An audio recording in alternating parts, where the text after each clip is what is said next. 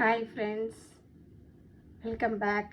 இன்றைக்கி நம்ம என்ன செய்ய போகிறோம்னா கவுனி அரிசி இட்லி எப்படி பண்ணுறது, எவ்வளோ மெஷர்மெண்ட்டில் இட்லிக்கு மாவு ஊற வைக்கிறதுன்றதை நம்ம பார்ப்போம். இந்த கவுனி அரிசி கருப்பு கவுனி அரிசி நான் வாங்கியிருக்கேன். இதில் சிகப்பும் இருக்குது. கருப்பு ரொம்ப ரொம்ப சத்தானது. சுகர் பேஷண்ட்டுக்கெலாம் இது ரொம்ப ரொம்ப நல்லது. இதில் இட்லி செஞ்சு கொடுத்து பாருங்கள், ரொம்ப டேஸ்டியாக ரொம்ப சாஃப்டாக இருக்கும். இந்த கவுனி அரிசி ஒரு 200 கிராம் எடுத்து ஊற வச்சுக்கிறேன். 200 கிராம்ஸு கவுனி அரிசி.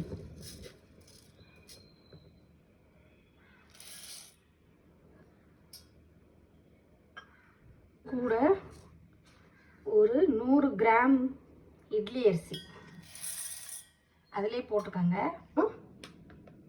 ஒரு 100 கிராம் உளுந்தம்பருப்பு அதிலே போட்டுக்கோங்க. கொஞ்சம் வெந்தயம் உங்களுக்கு வேணும்னா போட்டுக்கோங்க, இல்லைன்னா ஆப்ஷனல் தான். அது நான் கொஞ்சம் போட்டிருக்கேன்.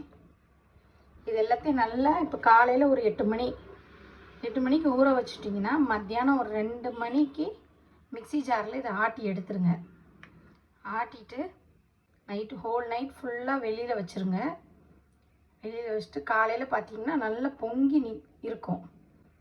பொங்கி இருக்கிறத அப்படியே உப்பு போட்டு அப்படி கரைச்சி நம்ம இட்லி ஊற்ற வேண்டியதான். ரொம்ப ரொம்ப சாஃப்டாக இருக்கும், உடம்புக்கு ரொம்ப ஹெல்த்தி. கவுனி அரிசி மாவை அரைச்சி வச்சுருக்கிறேன். இது நைட்டு ஃபுல்லாக வெளியிலே இருக்கட்டும்.